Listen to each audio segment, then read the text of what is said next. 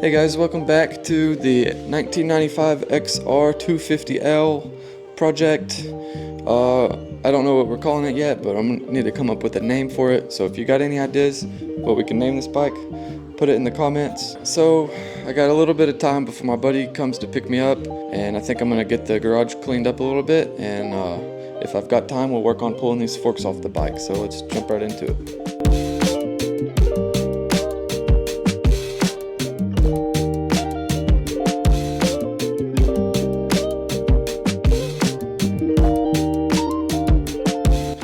Alright, I'm gonna take off that front headlight plastic because it's crooked, and I want to look underneath it and see what's going on with that, and it's in the way of the... Might be a little easier to get the forks off with it not being in the way.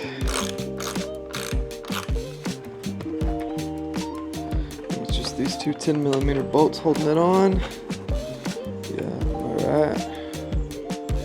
Okay, I was curious about this because normally there's, you know, another bar here for the dash that has the turn signal indicator, neutral light, and all of that. And I was just thinking, well, maybe this one didn't have that because the ones I look up on the internet, it's like they're all sealed in together. Like this little sidebar of dummy lights is sealed in with the speedometer and all this tack and all that. But I don't know, I guess there's another housing because I imagine it's like high beam indicator, neutral indicator, and turn signal indicator. I'm gonna throw the key in this and we're gonna test those real quick. Okay, it's on. Let's do high beams. Is the battery disconnected? Oh, the battery's dead, that's why this doesn't work. Okay, well. Okay, I'll have to come back to that when we get some juice in the battery. Alright, so first thing I'm going to do for the fork removal is take the air out of the forks. These are the type of forks that have a little valve stem on the end of them. Okay, I guess that one didn't have any juice in it. That one didn't have any air in it either. I'm going to strap the bike down to the jack real quick because I don't know, I feel like maybe it would be smart since I'm about to take a lot of weight off the front end. I don't want it to fall off the jack while I'm working on it.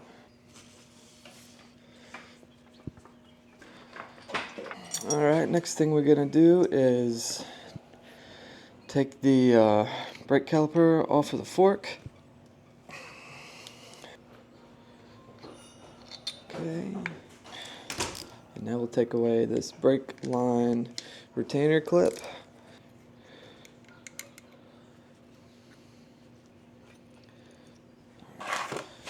Alright, I'm going to go ahead and crack open these drains and get a good bit of this oil out of here before we get these off the bike, just so we're not having to do this later.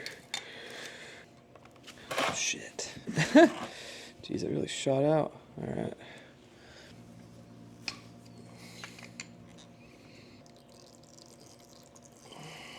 That one looks a little better. This dirty side was the one that was leaking. Alright, these are pretty much done draining out. I'm gonna throw these bolts back in. We'll get the rest of the oil out after they're off the bike. Alright, next we need to break loose these cap bolts, whatever they're called. I can't remember what they're called exactly. But the top bolts on the forks.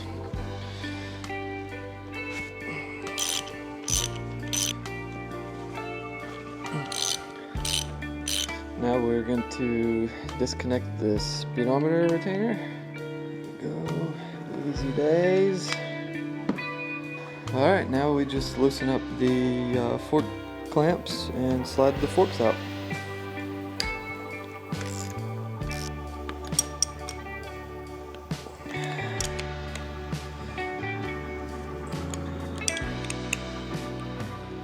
Just supposed to slide on out. Okay, I'm gonna have to jack the bike up a little more, baby.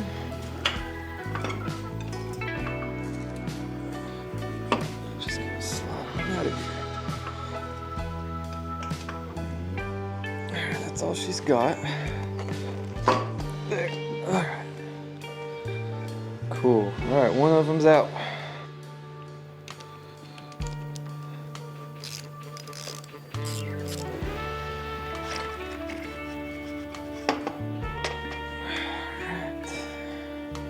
They're out.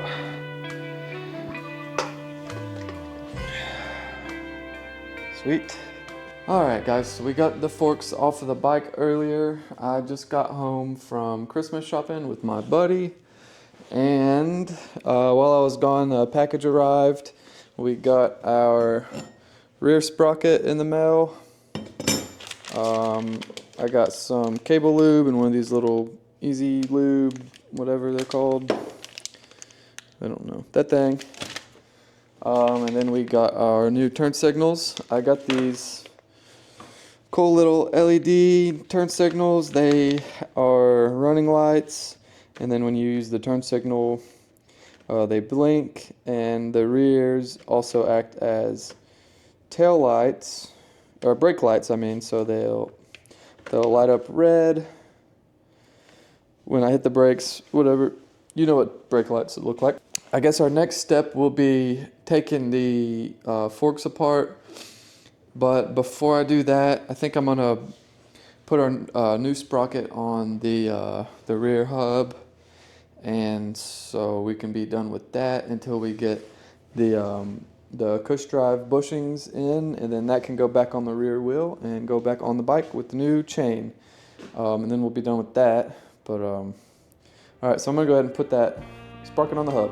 We are tightening up the bolts to hold the sprocket to the hub. Just gonna snug them all up before I start tightening anything down too crazy. And these things were super tight when I took them off, so we're gonna put some torque on them.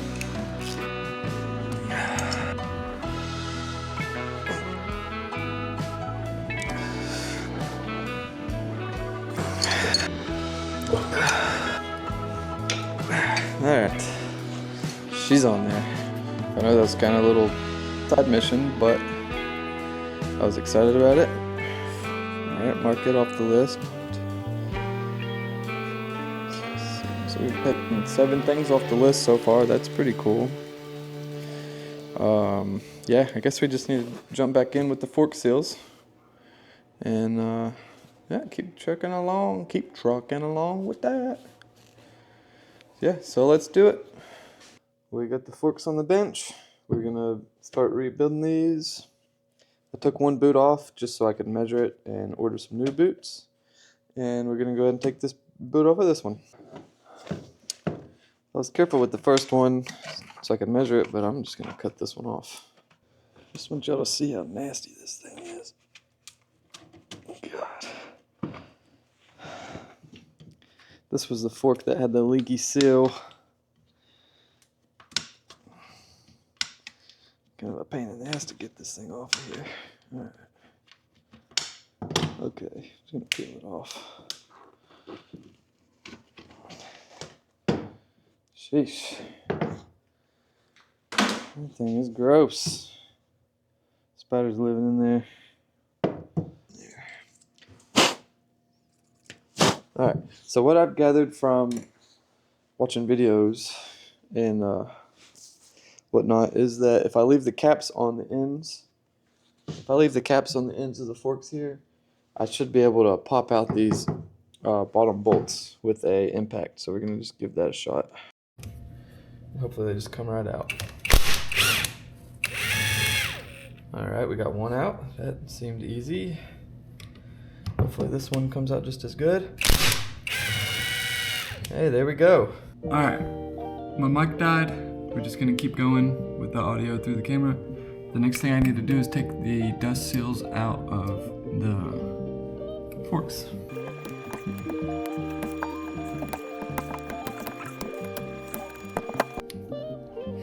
Alright, so we're getting this retaining clip out of here. That dust seal was absolutely just destroyed. It was really hard and it came out in little pieces and yeah, not fun. Okay, we got our little clip off of here. I went ahead and took the other fork off the bench because we're just gonna do one at a time to avoid like mixing anything up. Okay. We got our cap with an O-ring. We got a short spring.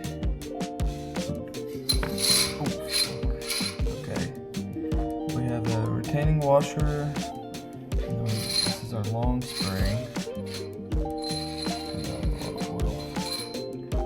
Okay. Okay, we have this kind of flute with this small spring at the end of it. Alright, so I think we can kind of pop these apart.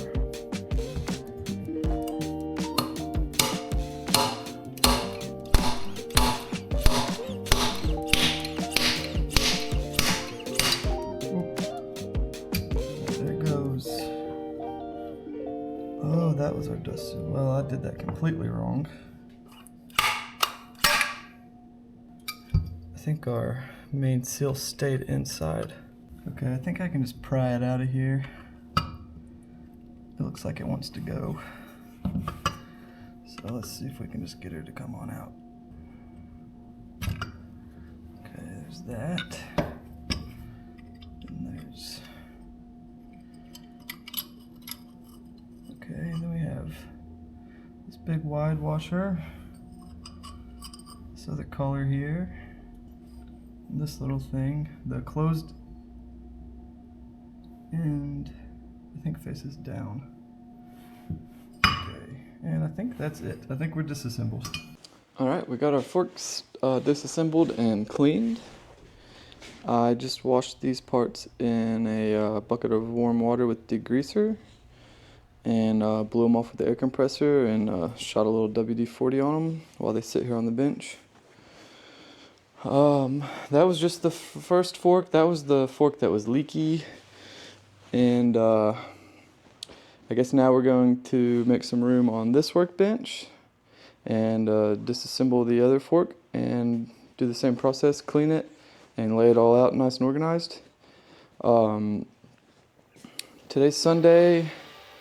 The Honda dealership that I go to for some parts is closed until Tuesday, and that's where we're gonna have to go to get our fork oil. So we won't be able to assemble our forks until Tuesday, and that's even if I have time on Tuesday. So, all right, we're gonna keep working and do the other fork.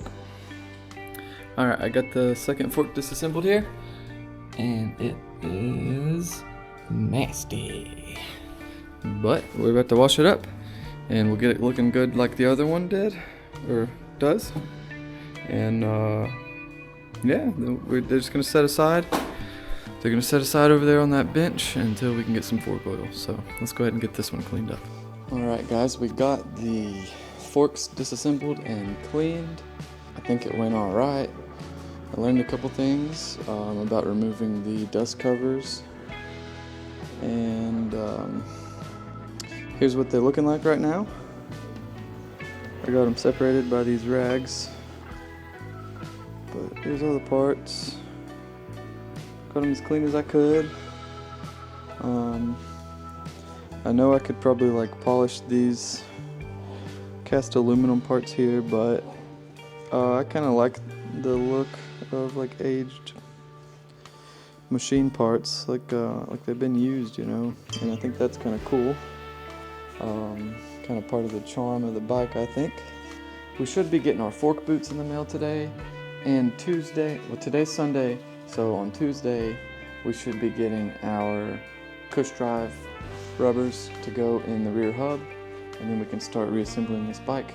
So this is what the bike's looking like right now. I really want to ride this thing, and so I'm really looking forward to getting it put back together. We've still got a decent little bit of work to do, but I think sometime next weekend it should be somewhat roadworthy. I'll still have to bleed the brakes when we get the wheels back on, and we have to put the forks back together, What else do we have to do? Put the new chain on. A couple other little things. I should probably just look at my list here. Oh yeah, big one. We got to rebuild the carb. And let's see. Yeah. So rebuilding the carb is probably the last big thing we need to tackle on this bike before we're gonna start riding it a little bit. And there's still a ton to do. And even after we get it back on the road, there's still going to be so much to do. So we got plenty of stuff to make videos on. I'll be excited to take you guys on some rides once I get it running and put back together. And I'm excited to see where this bike build goes. But I think that's going to be it for today, guys. I hope you enjoyed this video. Leave me a comment, like and subscribe, and I'll see you guys on the next part. Thanks.